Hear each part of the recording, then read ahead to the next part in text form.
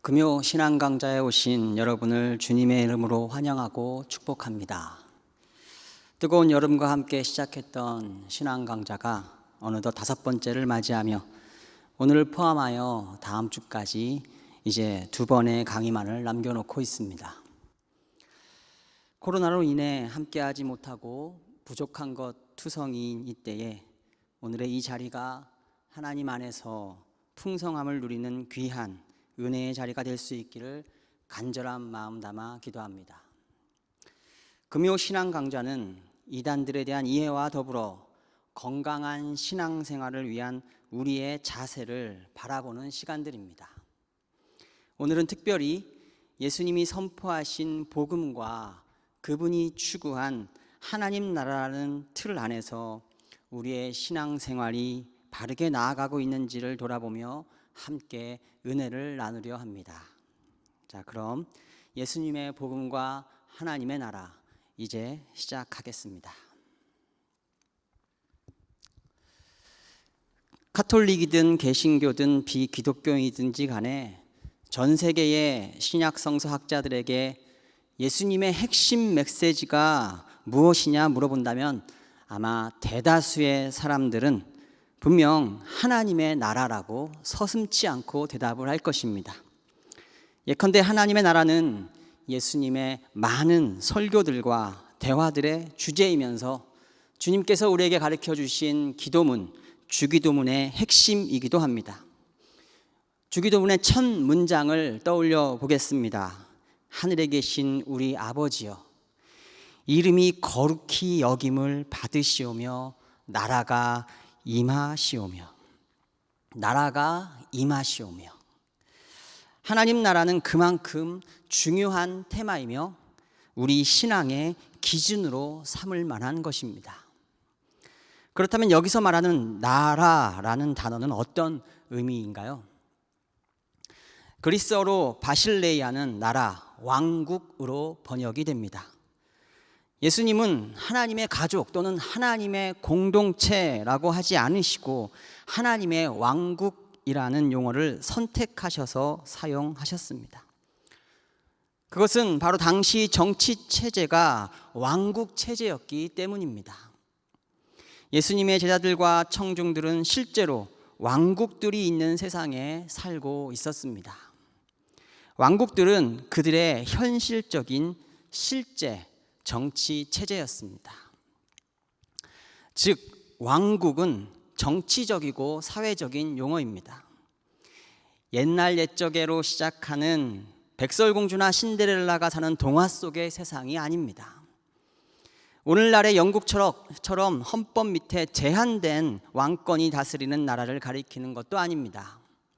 왕국은 강력하고 권력을 가진 지배계층이 통치하던 고대의 지배체제를 가리킵니다. 예수님이 살던 당시의 지배체제입니다. 예수님이 왕국을 말할 때 제자들과 청중들은 즉각적으로 자신들이 살고 있는 왕국과 대조되는 하나님 나라라는 정치체제를 들었던 것입니다. 그들은 헤롯 왕국과 시저의 왕국 아래 살고 있었기 때문입니다.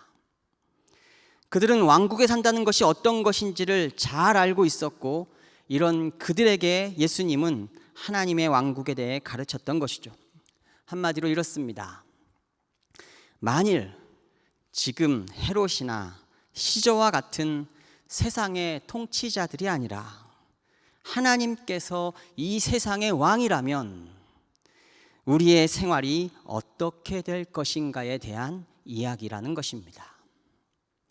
그러나 우리는 하늘나라나 동화 속 무지개 너머에 있는 왕국 정도로 하나님 나라를 이해하고 또는 죽음 너머의 세상으로만 이해하고 이 세상과는 이질적이고 다른 차원의 나라로 이해하는 우리를 범하곤 합니다. 왜 그런 것일까요? 마태는 자신의 복음서에서 하나님의 나라를 줄곧 하늘나라라고 바꾸어 표현하였습니다. 왜냐하면 하나님에 대한 경외심 때문에 유대인들은 하나님이라는 단어를 발음하거나 쓰는 것을 의도적으로 회피했기 때문입니다. 더불어 마태복음은 아주 오랜 세월 교회에서 주일마다 정해놓고 읽는 성서 일과에서 가장 자주 인용되고 읽혀진 공관복음서였습니다. 그 결과 유대적인 사고를 하지 못하는 일반 독자들은 마태복음을 읽으며 예수님께서 하늘에 관해, 즉 죽은 다음에 내세에 관해서만 가르친 것처럼 여기게 되었습니다. 그러나 하늘은 하나님으로 대체될 수 있는, 대체되어야 하는 개념이며, 따라서 하나님의 나라란 하늘의 나라만이 아닌 이 땅을 포함한 나라임을 주지하여야 합니다. 자, 이제 한 걸음씩 나아가 보겠습니다. 그렇다면 유대인들이 기대하는, 예수님께서 살아가셨던 그 땅 그곳에 있었던 백성들이 기대하는 하나님 나라는 어떤 나라였으며, 우리 예수님이 제시한 하나님 나라는 어떤 나라였고, 이 둘의 차이점과 그 안에 있는 오늘을 사는 우리가 생각하는 하나님 나라는 어떤 모습을 하고 있는가를 비교하며 생각해 보면 좋겠습니다. 먼저 유대인들, 즉 그때 그곳에 살아가던 이들이 생각했던 하나님 나라의 모습을 살펴보고자 합니다. 누가복음 1장과 마가복음 11장에 다음과 같은 하나님의 말씀이 있습니다. 보라, 내가 잉태하여 아들을 낳으리니 그 이름을 예수라 하라. 그가 큰 자가 되고 지극히 높으신 이의 아들이라 일컬어질 것이요, 주 하나님께서 그 조상 다윗의 왕위를 그에게 주시리니 영원히 야곱의 집을 왕으로 다스리실 것이며 그 나라가 무궁하리라. 마가복음 11장의 말씀입니다. 찬송하리로다. 오는 우리 조상 다윗의 나라여 가장 높은 곳에서 호산나 하더라. 이 이야기는 단순히 예수님이 다윗의 혈통 가운데 나타나야 한다는 것만을 의미하지 않습니다. 예수님 시대 유대인들은 하나님의 나라를 다시 올 다윗의 나라로 그리고 있었습니다. 다윗이 다스렸던 나라와 같은 부국강병한 나라를 하나님 나라로 꿈꾸고 있었다는 것입니다. 절대적 강국이 되어 다른 나라들 위에 서 있는 정치적 체제로서 자신들이 선택받았음을 주장하는 나라, 그것이 하나님 나라라고 생각했습니다. 이러한 하나님 나라를 이루기 위해 유대인들의 시도는 다양했었습니다.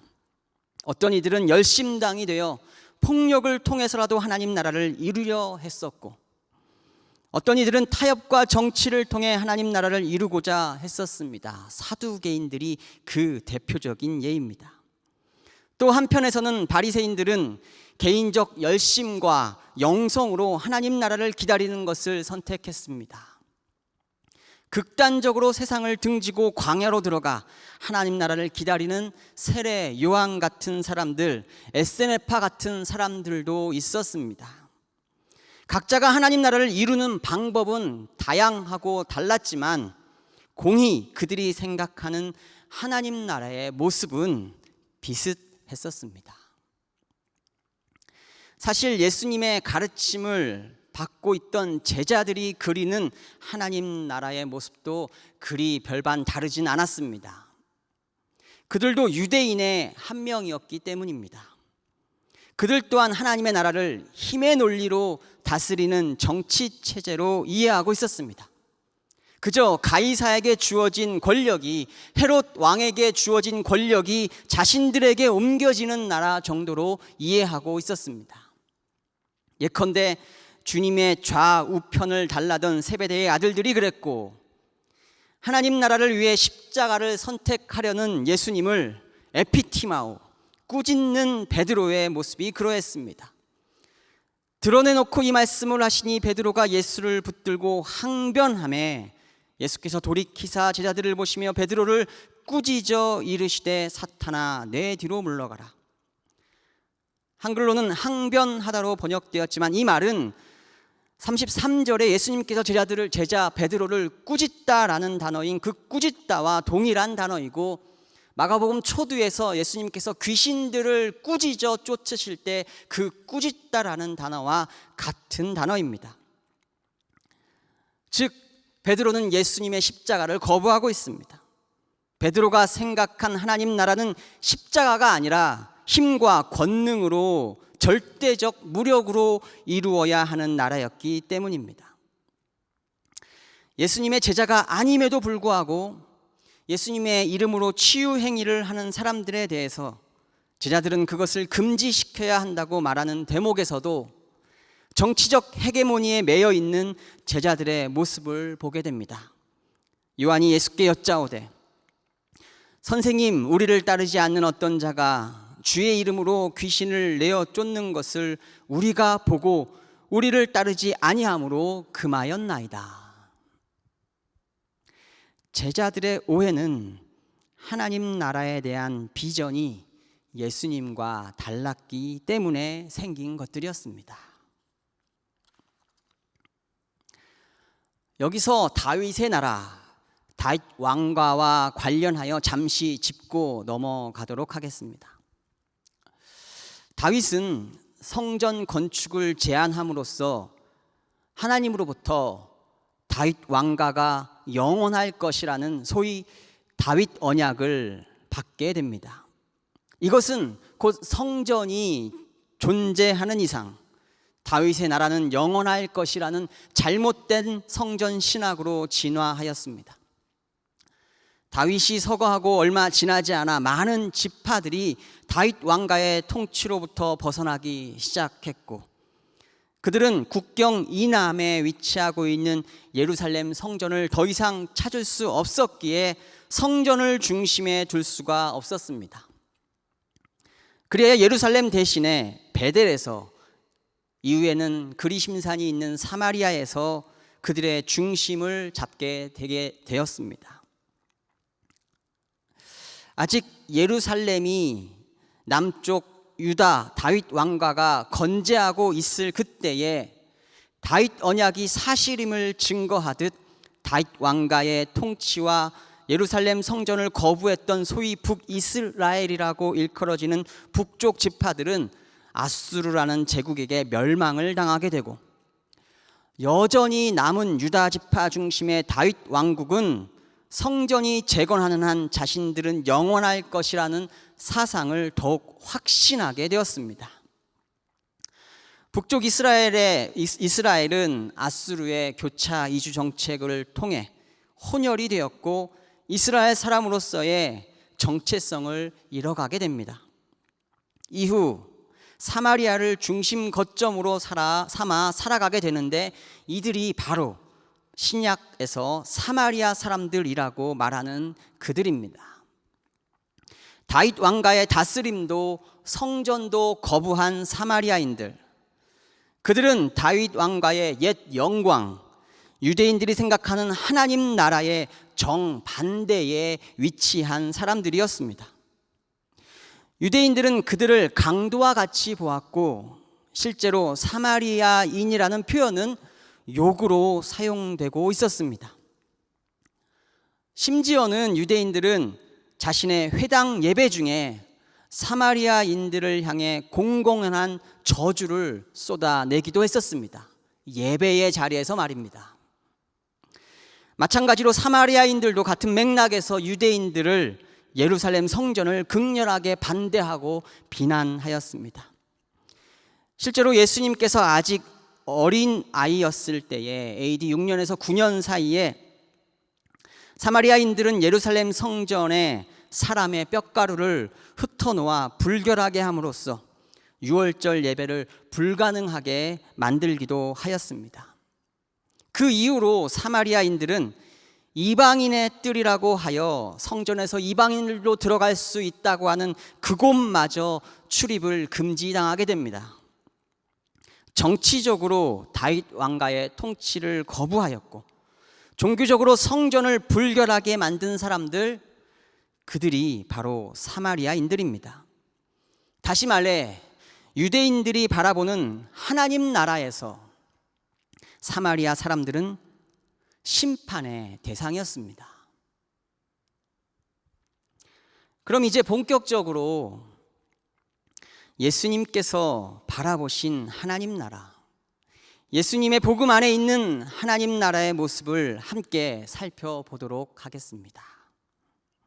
특별히 하나님 나라의 대적자이며 하나님 나라에서의 심판받을 자들, 유대인들에게 저주받는 사마리아인들을 향하신 예수님의 접근을 먼저 살펴보고 그 이후에 예수님의 또 다른 사건들과 예수님의 설교를 살펴보도록 하겠습니다.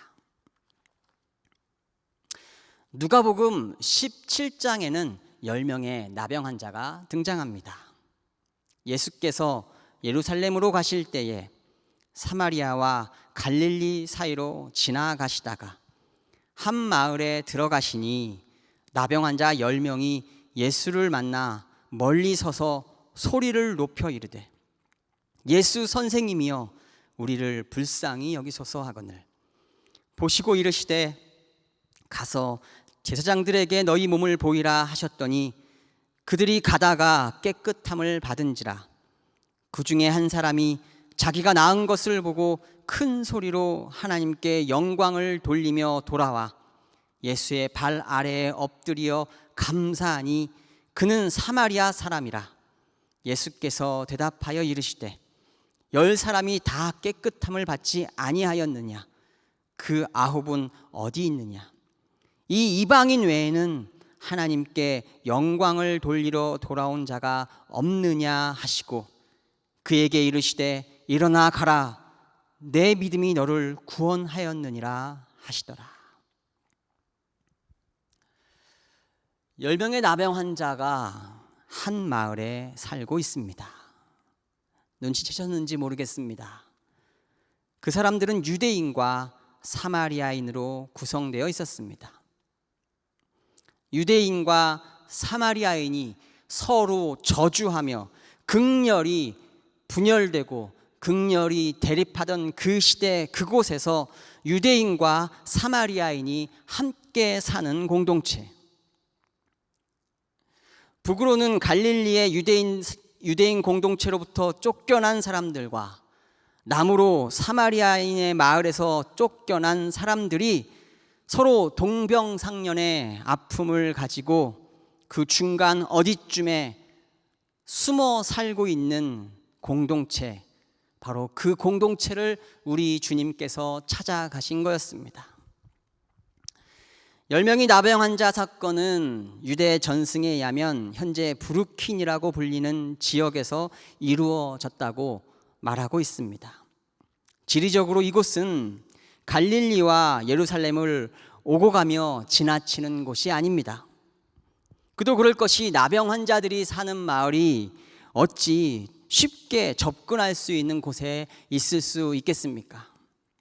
즉 예수님이 이 마을에 갔다는 사실만으로 예수님은 어떠한 의도를 가지고 그 마을에 들어갔음을, 바로 그들을 만나기 위해 찾아갔음을 우리는 알 수 있습니다.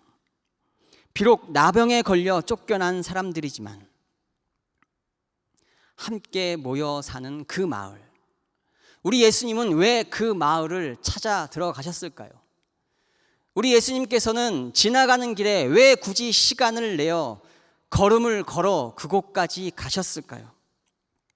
비록 나병에 걸려 쫓겨난 사람들이지만 유대인과 이방인이 함께 사는 마을이 있다는 소식을 접하신 예수님께서 그곳을 일부러 찾아가셨다고 보아야 할 것입니다. 병들어 아프고 외롭고 힘든 삶을 살아가지만 예수님은 그들을 보시며 어쩌면 진정한 의미의 하나님 나라의 현재적 공동체를 보신 것이라고 생각합니다. 현재적 하나님 나라, 이 땅의 하나님 나라, 지금 이루어진 하나님 나라. 고통이 있고 배고픔이 있고 외로움이 있지만 하나님의 샬롬이 이루어진 하나님 나라 말입니다. 더불어 묵상해 봅니다. 고난은 진짜 중요한 것이 무엇인지를 알게 한다는 사실을 깨닫습니다. 사마리아인과 유대인이 서로 적대시하는, 그것을 고난이라면 고난이라고 할 수 있는 그 상황은 나병이라는 더 큰 고난 앞에서 아무런 힘을 발휘할 수 없었습니다. 너는 유대인이고 나는 사마리아인이다. 그것으로 서로 싸울 아무런 명분이 없다는 것을 나병이라는 더 큰 고난을 만나며 이들은 알게 된 것입니다. 이런 의미에서 월터 윙크라는 신학자는 하나님 나라라는 말을 하나님의 사회적 의지란 말로 바꾸어 표현하자 제안하기도 하였습니다. 나만의 하나님 나라, 자신들만의 하나님, 자신들만의 나라, 다른 나라 위에 올라선 나라가 아니라 모든 것이 회복된 나라, 막힌 담이 없는 나라, 서로가 평등하고 서로가 하나 되는 나라, 이것이 예수님께서 바라보신 하나님 나라의 모습일 것입니다. 또 하나의 사건을 살펴보겠습니다. 요한복음 4장에는 사마리아 여인인 수가성 여인이 등장합니다. 우리에게는 결혼 많이 한 여자 정도로 알려져 있죠. 부정적으로는 이혼을 많이 한 여자라고도 불리기도 합니다. 그러나 사실 여인들에게 이혼의 권리가 극히 제한적으로, 아주 극히 제한적으로만 이혼의 권리가 주어졌던 현실을 생각해 본다면 이 여인은 밟히고 버려진 여인이라고 불리는 게 가장 적절한 표현일 것입니다. 그녀와 예수님과의 만남은 다음과 같은 이야기로 시작됩니다. 사마리아 여자가 이르되 당신은 유대인으로서 어찌하여 사마리아 여자인 나에게 물을 달라 하나이까 하니 이는 유대인이 사마리아인과 상종하지 아니함이로라. 이후 수가성 여인과 예수님의 대화는 영과 진리로 드리는 예배가 어떠한 예배인지를 찾아가는 문답의 이야기로 진행이 됩니다. 사마리아와 유대인의 갈등이 예배의 본질까지 훼손하게 된 당시의 상황에서 한 명의 사마리아 여인인 이 수가성 여인은 복음을 받아들이게 되고 그 소식을 마을 사람들에게 전하게 됩니다. 예수님의 소식이 사마리아에 퍼지고 사마리아인들이 예수님을 영접합니다. 그리하여 사마리아인과 유대인들이 한 공간에서 예수님의 말씀을 듣고 믿어 하나가 되는 사건이 벌어집니다. 사마리아인들이 예수께 와서 자기들과 함께 유하시기를 청하니 거기서 이틀을 유하심에 예수의 말씀으로 말미암아 믿는 자가 더욱 많아 그 여자에게 말하되 이제 우리가 믿는 것은 내 말로 인함이 아니니 이는 우리가 친히 듣고 그가 참으로 세상의 구주신 줄 알미라 하였더라. 우리는 이 본문을 한번 쑥 눈으로 보고 지나가곤 하였습니다. 아, 그랬구나. 그런 일이 있었구나. 이 정도로 치부하고 넘어가곤 했었습니다. 그러나 이 본문은 앞서 말했던 10명의 나병 환자의 사건과 같이 이 땅에 이루어진 현재적 하나님 나라의 모습을 우리에게 보여주고 있습니다. 누군가가 누군가의 위에 서야 하고 누군가는 누군가의 밑에 있어야만 하는 지배에 의한 나라가 아닌 하나님 안에서 모두가 하나 되고 모두가 평등한 그러한 나라를 우리 주님은 원하시고 계십니다. 그 모습이 바로 우리 예수님께서 우리에게 전하신 하나님 나라의 모습입니다.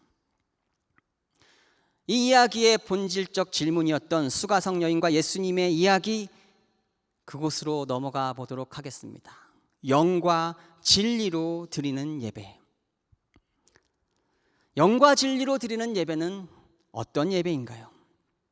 단어의 사변적 의미나 신학적인 논리가 아니라 맥락 속에서 그 의미를 찾는다면 영과 진리로 드리는 예배의 의미는 너무나 분명합니다. 서로가 하나 되지 못하고 서로가 저주하며 예루살렘에서 드리는 예배만이 진정한 예배다, 사마리아가 있는 이곳 그리심산에서 드리는 예배만이 진정한 예배다 싸우고 있는 그곳에서, 서로가 저주하며 드리는 그러한 예배가 만연한 그곳에서 서로가 서로를 용납하고 하나 되어 드리는 예배, 그것이 이 이야기의 맥락 속에서 성경이 바로 우리 예수님께서 전하시는 영과 진리로 드리는 예배의 본질입니다. 하나님 나라의 모습이며 하나님 나라에서 드려지는 예배의 모습입니다. 하나님의 사회적 의지를 회복한 예배, 모두가 함께 한 마음으로 하나 되는 예배, 하나님의 나라입니다. 한편이 다른 한편을 지배하고 누르며 드리는 예배는 결코 이룰 수 없는 예배의 모습입니다. 사마리아에 대한 대표적 이야기는 무엇보다 선한 사마리아인의 비유일 것입니다. 그런데 왜 하필 사마리아인일까요? 이스라엘 민족 공동체 내부에는 분명한 계급 분화가 이루어져 있었습니다. 그곳을 보면 제사장, 레위인, 혼혈되지 않은 순전한 이스라엘 사람이라는 엄격한 계급이 존재하였습니다. 이들 사이에서는 결혼할 수 있는 조건조차도 아주 엄격하였습니다. 그 옛날 우리나라에도 반상의 구별이 엄격하였던 것처럼 이 땅에도 신분의 격차가 분명하고 엄격하게 존재하고 있었습니다. 해서 개종자나 해방된 노예나 그와 같은 사람들은 저 밑으로 계속 이어져 있었습니다. 사마리아인과 같은 혼혈인은 그 밑에서도 가장 밑에 위치해 있었습니다. 어떤 문헌에서는 아예 이 계급 분화의 조직 가운데, 계층 가운데 혼혈인은, 사마리아인은 등장하지도 않고 있습니다. 그리고 예수님의 선한 사마리아인의 비유에는 이러한 계급 구조가 의도적으로 선명하게 반영되어 있음을 우리는 알 수 있습니다. 제사장이 등장하고 레위인이 등장합니다. 이들은 이스라엘 계급 분화의 1, 2위에 있는 그룹입니다. 그런 그들이 동포에 대한 책임을 방기한 채 사라져 버렸습니다. 그렇다면 이제 누가 등장해야 할까요? 유대인들이 계급 분화를 알고 있는, 아니 그 속에서 살아가고 있는 사람들이라면 다음으로 누구를 등장시킬 것인가? 너무나 뻔한 대답이 나올 수밖에 없었습니다. 혼혈이 되어 저기 최하위에 위치한 사마리아인일까요? 아니면 제사장 레위인 다음에 위치한 순수한 혈통의 이스라엘 사람일까요? 순수한 혈통의 유대인이라고 당연히 생각하지 않았겠습니까? 그런데 난데없이 철천지 원수, 강도의 대명사로 인식되는 사마리아인이 그들의 영웅으로 등장합니다. 어느 이방인을 사마리아인이 구원한 것도 아니고 자신들이 그렇게 저주하는 유대인, 그 유대인을 사마리아인이 건져준다는 내용입니다. 유대인들에게 사마리아 사람들은 곧 강도라는 공식을 우리 예수님께서 완전히 뒤엎어버리신 것입니다. 예수님은 청중들이 인물들에 대해 가지고 있는 기대에 의도적으로 찬물을 끼얹으십니다. 계급이 지배하는 위계 중심의 세상이 아니라 원수를 사랑하고 품는 세상, 이것이 예수님의 복음 속에 등장하는 하나님 나라의 분명하고 구체적인 모습입니다. 사마리아에 대해서는 이 정도로 정리를 하고 다음으로 넘어가 보고자 합니다. 하나님의 나라는 인간 본연의 가치, 그 존엄을 회복하는 나라라고 또한 정의해 볼 수 있습니다. 마태복음 8장의 말씀입니다. 한 나병 환자가 나와 절하며 이르되 주여 원하시면 저를 깨끗하게 하실 수 있나이다 하거늘 예수께서 손을 내밀어 대시며 이르시되 내가 원하노니 깨끗함을 받으라 하시니 즉시 그의 나병이 깨끗하여진지라.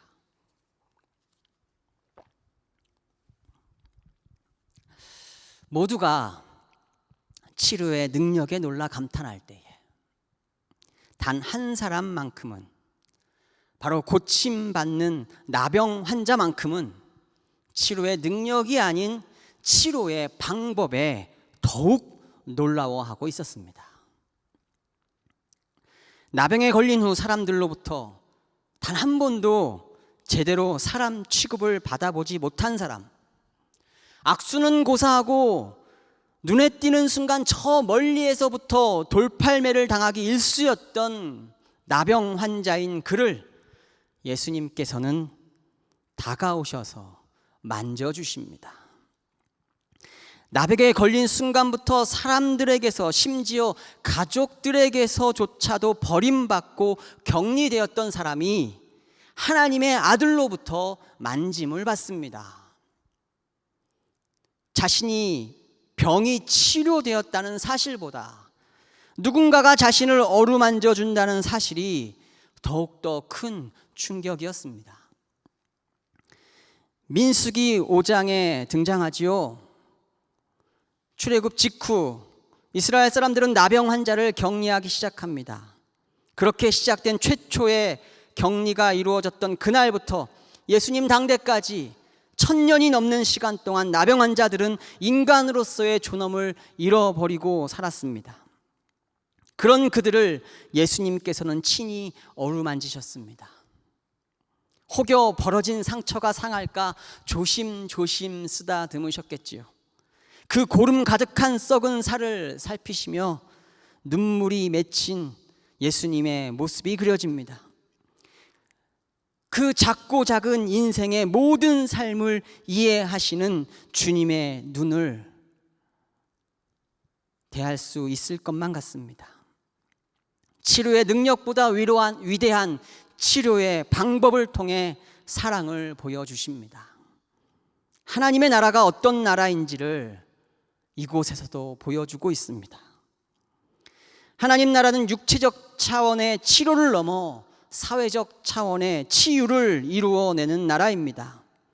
지식이나 가진 것이나 질병이 있든지 없든지 지위 고하를 막론하고 무엇이든 상관없이 인간의 인간됨을, 인간의 고유한 가치를 인정해 주는 곳, 그곳이 하나님의 나라입니다. 한 가지 사건을 더 살펴보고자 합니다.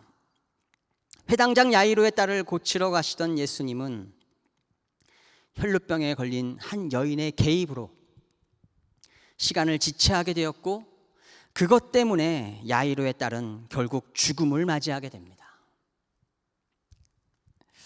레위기 15장은 이 여인이 걸렸던 유출병, 혈루증에 대해 자세히 설명하고 있는데요.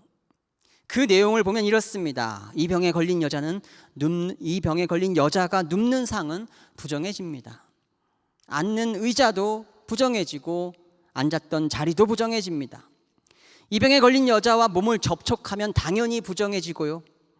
이 병에 걸린 자가 정환자에게 혹 침이라도 뱉으면 그도 부정해집니다. 그 사람이 탔던 안장도 부정하고 그 몸에 닿았던 것에 접촉하는 사람도 부정하게 됩니다. 그런 부정한 물건을 치워야 하겠기에 그것을 운반하는 자조차도 부정하게 됩니다. 이 병에 걸린 여자가 만진 질그릇은 깨트려야 하고, 그것이 나무 그릇이라면 물로 씻어야 합니다. 요는 혈루증 걸린 여인과 접촉하는 자는 부정해진다는 것입니다. 우리는 전지적 독자의 시점으로서 혈루증 걸린 여인이 예수님을 만짐으로써 깨끗해졌다는 사실을 아무런 거리낌 없이 받아들여 왔습니다. 그러나 그때 그곳에 있는 여인을 포함한 유대인들의 눈에는 이 여인이 깨끗해진 사건이 아니라 바로 우리 예수님께서 더러워진 사건이었음을 우리는 인지해야 합니다. 여자가 자기에게 이루어진 일을 알고 두려워하여 떨며 와서 그 앞에 엎드려 모든 사실을 여쭈니, 누가 내 몸에 손을 대었느냐 찾으시는 예수님 앞에서 그녀는 두려움에 벌벌 떨며 나와 고백합니다. 왜 그랬을까요? 왜 두려워했을까요? 예수님을 더럽혔기 때문입니다. 예수님을 부정하게 만들었기 때문입니다. 또한 시간을 지체시킴으로써 야이로의 딸을 고칠 수 있는 기회를 강탈해 버렸기 때문입니다. 예수님께서 자신에게서 능력이 나갔음에도 불구하고 시간이 없었기에 그 여인을 무시하고 그대로 갔다 하더라도 이 여인의 입장에서는 달라지는 게 없었습니다. 왜냐하면 그 여인이 예수님을 부정하게 해버렸기 때문에 더 이상 예수님은 신령한 능력을 행할 수 없게 되었고, 결국 이러나 저러나 그녀는 야이로의 딸을 죽음으로 몰아 넣었다고 생각하게 될 것입니다. 이것이 그 여인과 유대인들이 생각한 예수님의 모습이었습니다. 잠깐 옆으로 빠졌다 돌아오겠습니다. 손을 얹어야 병이 나을 수 있다는 이 생각은, 안수하여야 한다는 이 생각은 야이로도 동일하게 하고 있었습니다. 그가 예수님을 부를 때 했던 말입니다. 간곡히 구하여 이르되 내 어린 딸이 죽게 되었사오니 오셔서 그 위에 손을 얹으사 그로 구원을 받아 살게 하소서 하거늘. 반면 나병 환자 같은 부정한 병에 대해서는 감히 안수를 기대하지 못하였습니다. 그러한 이야기가 엘리사와 나아만 장군의 사건에 분명하게 등장합니다. 열왕기하 5장의 말씀입니다. 나아만이 노하여 물러가며 이르되 내 생각에는 그가 내게로 와서 그의 하나님 여호와의 이름을 부르고 그의 손을 그 부위 위에 흔들어 나병을 고칠까 하였도다. 나아만도 엘리사가 자신의 상처에 손을 대는 것은 감히 기대하지 못하고 있었고, 그저 상처 위에 손을 이리저리 흔들어 주는 정도를 기대하고 있었던 것을 볼 수 있습니다. 그런데 부정한 그녀가 예수님의 몸에 손을 대었습니다. 그녀는 예수님의 능력을 훔치고자 했던 것입니다. 그녀가 고쳐지고 예수님은 더럽혀지게 됩니다. 야이로의 딸은 어찌 될까요? 그러나 다른 사람의 목숨보다, 다른 사람의 죽을 것 같은 고통보다 내 손톱 밑에 가시가 더 아픈 법, 바로 이와 같은 배경에서 여인은 두려움에 떨며 예수님께 고백할 수밖에 없었던 것입니다. 여인의 고백은 자신이 나았음을 만천하에 선포하는 어떠한 것이 아니며 야이로의 딸을 죽게 만든 가해자로서 예수님께 죄를 고백하는 것이었습니다. 그러나 우리 모두가 잘 알고 있듯이 예수님은 더러워지지 않았습니다. 온전히 여인만이 깨끗하게 되었을 뿐입니다. 상대의 더러움으로 내가 더럽혀지는 그 이전의 정결법이 아니라 나의 정결함으로 상대방의 더러움을 정결케 할 수 있는 새로운 정결법을 우리에게 보여주십니다. 사실 구약 시대에서도, 구약 성경 안에서도 이러한 대상이 존재했습니다. 그것은 바로 제단이었습니다. 제단만이 그 제단을 만지는 자를 정결하게 할 수 있는 유일한 구약 성경이 말하는 대상이었습니다. 살아계셔서 우리의 제단 되신 예수께서 새로운 정결법을 신약 성경을 통해 우리에게 보여주시고 있는 것입니다. 부정을 깨끗하게 함으로써 보응하는 것, 죄를 선한 것으로 갚으시는 것, 죄보다 은혜가 더 강한 세상, 하나님의 나라입니다. 아까도 보았듯이 그저 질병만 고치는 것이 문제가 아니라 예수님을 부정하게 하였다는 죄책감, 그 아이를 죽게 하였다는 죄책감으로 평생을 살아야 하는 그녀를 위해 예수님은 멈추셔야만 했습니다. 단순한 상처의 치료를 넘어 관계적이고 사회적 차원의 치유를 이루시기 위해 예수님은 멈추신 것이었습니다. 일체적 질병에 대한 치료와 이로 인해 2차적으로 발생하는 관계적이고 사회적인 차원의 고통에 대한 치유가 있는 나라, 그곳이 하나님의 나라입니다. 누가 내 몸에 손을 대었느냐 물으셔서 고백을 이끌어내시고 그녀에게 평안을 선포하심으로써 그녀는 더 이상 예수님의 능력을 훔친, 그러한 사건으로 예수님의 능력을 훔친 것이 아니라 예수님의 능력을 상속받은 딸로서 인정을 받게 됩니다. 결국 예수님과의 인격적 관계까지 회복된 딸은 평안히 돌아갈 수 있었습니다. 예수께서 이르시되 딸아, 내 믿음이 너를 구원하였으니 평안히 가라. 내 병에서 놓여 건강할지어다.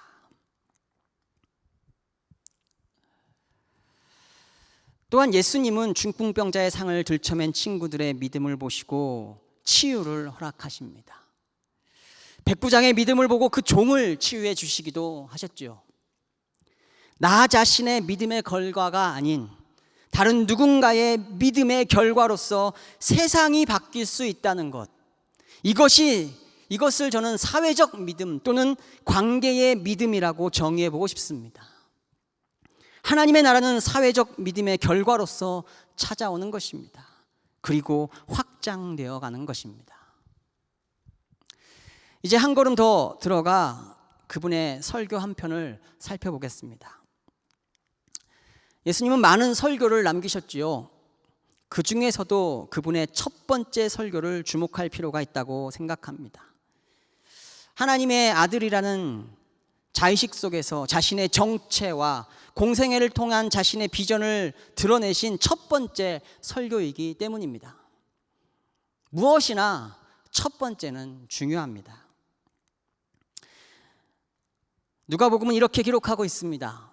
예수께서 그 자라나신 곳 나사렛에 이르사 안식일에 늘 하시던 대로 회당에 들어가사 성경을 읽으려고 서심해 선지자 이사야의 글을 들이거늘 책을 펴서 이렇게 기록된 데를 찾으시니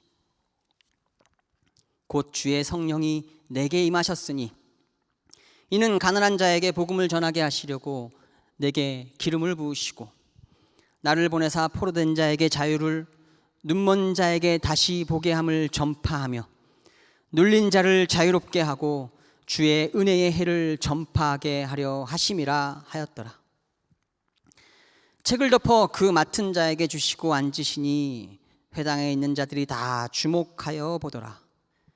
이에 예수께서 그들에게 말씀하시되 이 글이 오늘 너희 귀에 응하였느니라 하시니 그들이 다 그를 증언하고 그 입으로 나오는 바 은혜로운 말을 놀랍게 여겨 이르되 이 사람이 요셉의 아들이 아니냐. 예수께서 읽으신 이 말씀은 언제 어디에서 무엇을 하는 중에 읽혀진 것인지가 중요합니다. 이 설교는 예컨대 광야에서 세례 요한이 설교했던 것과 같이 불특정 다수를 향해 갑작스럽게 외친 설교가 아니라 회당에서 매 안식일마다 이루어지는 정기적인 예배의 한 부분으로서 읽혀지고 들려졌던 말씀이라는 점이 중요한 부분입니다. 그리고 정기적인 회당 예배의 순서를 요약하면 다음과 같습니다.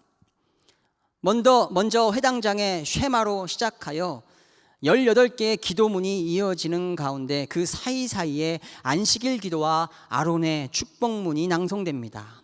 그리고 나서 회당장이 모세오경을 꺼내 한 부분을 낭독하고 뒤이어 모세오경에 읽었던 본문과 연관된 예언서의 말씀을 회당장이 꺼내게 됩니다. 그때 설교를 하고자 하는 이가 자리에서 일어나면 회당장이 그 두루마리를 설교자에게 넘기고 설교자의 설교가 이어지게 되는 게 회당 예배의 프로세스입니다. 그리고 마지막 이 부분이 바로 방금 읽은 예수님의 나사렛 설교의 현장이었습니다. 즉 예수님께서 읽으신 이사야 61장의 말씀, 은혜의 해를 전파하기 위한 바로 그 말씀은 그 자체로서 뿐만이 아니라 앞에서 읽혀진 모세 오경과 함께 하나로서 전체를 이루는 말씀입니다. 예수님께서 강독에 관한 이와 같은 금령을 범하려 하지 않았다면 이사야 61장을 기초로 하여 앞에 읽혔던 모세 오경의 본문도 유추해 볼 수 있습니다. 은혜의 해, 어떤 본문이 여러분은 떠오르십니까? 그 본문과 유추해서 함께 찾아볼 수 있는 본문은 신명기 15장, 출애굽기 21장, 레위기 25장 중에 하나로 추정됩니다. 그것은 곧 7년마다 빚을 탕감해주고 빚 때문에 노예가 된 자들을 해방시켜 주라는 안식년에 대한 명령이거나 50년마다 농민들에게서 얻은 땅과 집을 돌려주라는 희년의 명령이었을 것으로 보입니다. 예수님은 은혜의 해, 희년을 선포하고 있습니다. 예수님 자신의 자의식, 하나님의 아들이라는 자의식을 가지고 하시는 첫 번째 설교에서 우리 예수님은 은혜의 해, 희년을 선포하고 있습니다. 이것이 그분의 사역입니다. 가난한 자에게, 포로된 자에게, 눈먼 자에게, 눌린 자에게 허락하시는 희년의 선포. 로마의 압제 속에서 어용 종교로 변질된 유대 종교 권력 속에서, 또 역사와 함께 어긋난 사마리아인과의 관계 속에서, 또 이렇게 변질된 세상을 전복시키려는 모든 폭력적 시도 속에서 우리 예수님은 희년을 선포하십니다. 이것이 예수님의 하나님 나라에 대한 비전이었습니다. 예수님의 공생애에 대한 목표였습니다. 예수님께서 전하여 주신 복음의 핵심이고 그가 바라보신 하나님 나라의 모습입니다. 이러한 하나님 나라를 받을 사람을 성경은 아브라함의 자손이라고 표현해 왔습니다.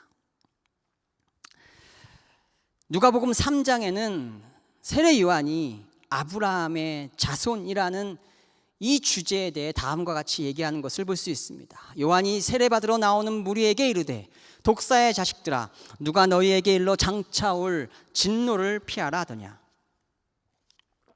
그러므로 회개에 합당한 열매를 맺고 속으로 아브라함이 우리 조상이라고 말하지 말라. 내가 너희에게 이르노니 하나님이 능히 이 돌들로도 아브라함의 자손이 되게 하시리라. 하나님의 뜻을 거스르는 사람들을 향해 세례 요한이 외쳤던 선포입니다.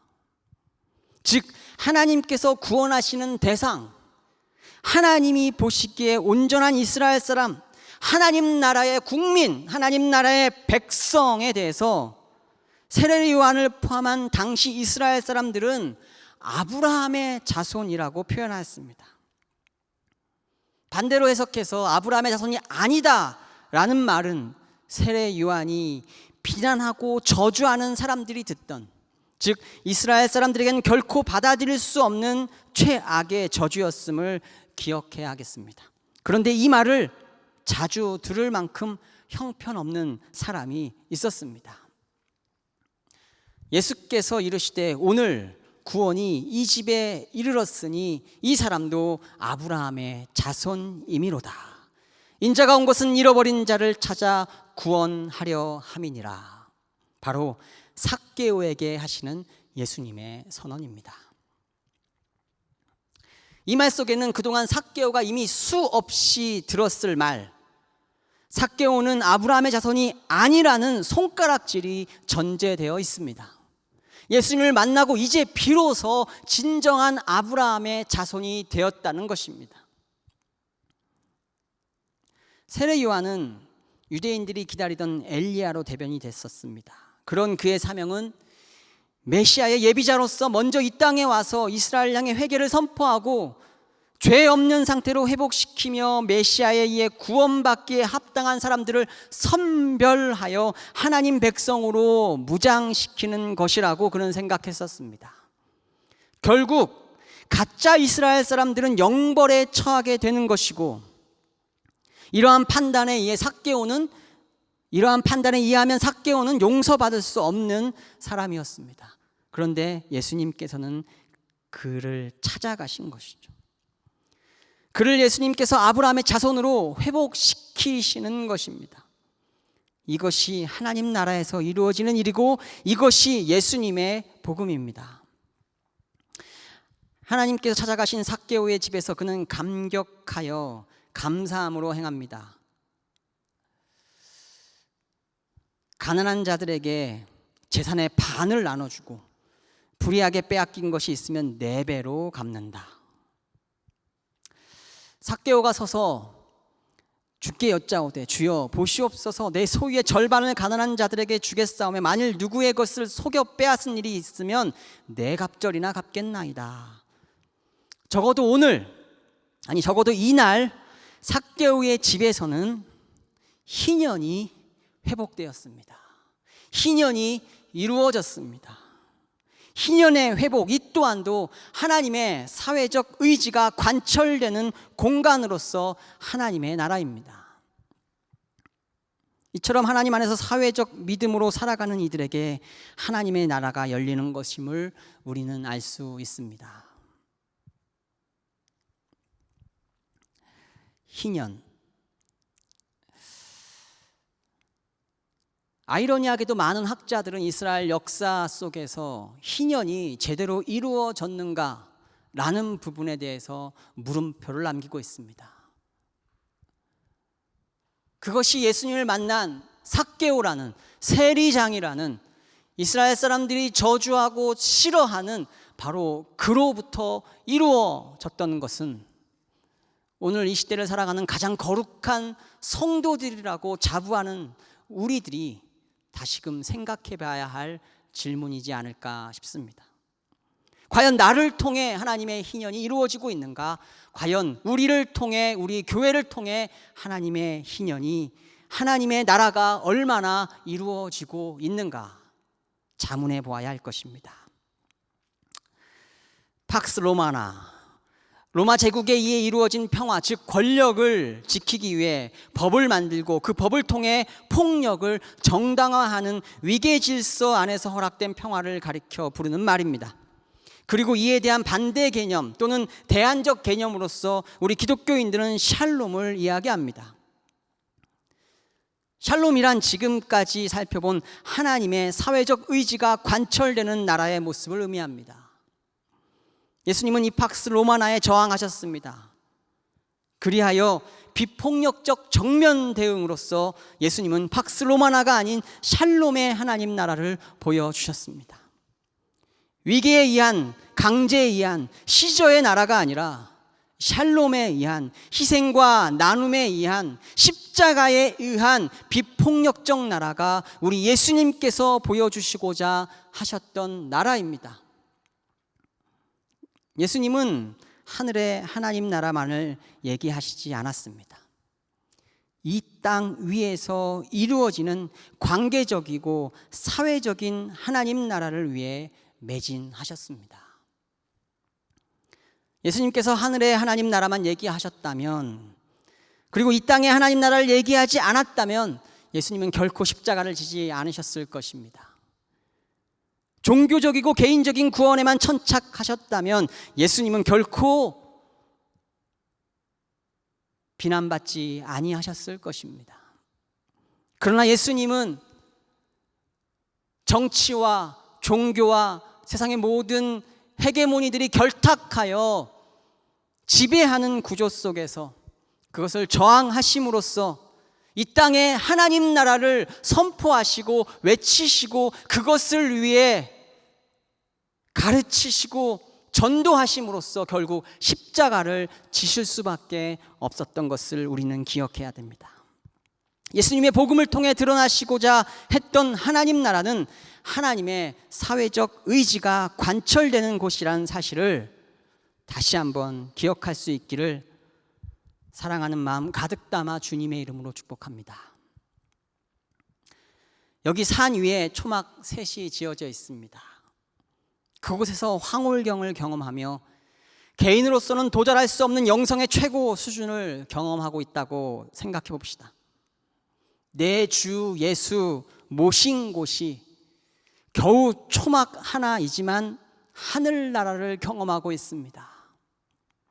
그러나 우리 주님께서 갑자기 그런 우리에게 말씀하십니다. 이제 내려가자. 아직 자신을 기다리는 수많은 중풍병자들에게 그들을 향한 그 상을 들춰매기 위해서 내려가자. 아직도 예수님을 기다리는 사마리아인들에게로 내려가자. 혈류병에 걸린 여인에게로 내려가자. 삭개오에게로 내려가자. 희년을 선포하러 내려가자. 예수님께서 우리에게 말씀하십니다. 종교적이고 개인적인 차원을 넘어 사회적이고 관계적인 구원이 있는 하나님 나라가 우리 앞에 놓여 있습니다. 마지막으로 우리 주님께서 그럼에도 불구하고 하늘의 하나님 나라를 우리에게 약속하신 이유를 묻고 싶습니다. 너희는 마음에 근심하지 말라. 하나님을 믿으니 또 나를 믿으라. 내 아버지 집에 거할 곳이 많도다. 그렇지 않으면 너희에게 일렀으리라. 내가 너희를 위하여 거처를 예비하러 가노니 가서 너희를 위하여 거처를 예비하면 내가 다시 와서 너희를 내게로 영접하여 나 있는 곳에 너희도 있게 하리라. 하나님께서 하늘의 하나님 나라를 우리에게 허락하신 이유, 그것은 하늘의 하나님 나라가 있으니 이 땅의 하나님 나라를 위해 아낌없이 살아보라는 명령은 아니었겠습니까? 이 땅의 삶을 거저 받은 삶으로 알고 예수님께서 다른 이들을 위해 거저 주게 하려고 하늘의 하나님 나라를 예비하신 것 아니겠습니까? 도레안 엘라베테 도레안 도테 거저 받았으니 거저 주어라. 하늘의 하나님 나라를 기억하고 이 땅에서 배짱 있게 살아가라는 그리스도인, 배짱 있게 살아가라는 우리 예수님의 명령으로 받아들일 수는 없을까요? 하나님의 나라가 저와 여러분 앞에 있습니다. 나의 구원, 나의 영성, 나의 신앙, 나와 하나님의 직접적인 만남, 초월적인 경험. 그러나 거기서 끝나는 것이 아니라 하나님께서 진정으로 이 땅에 원하시는 하나님 나라의 모습을 아주 어렵지만 조금씩 만들어가는 저와 여러분 될 수 있기를 주님의 이름으로 축복합니다. 기도하겠습니다.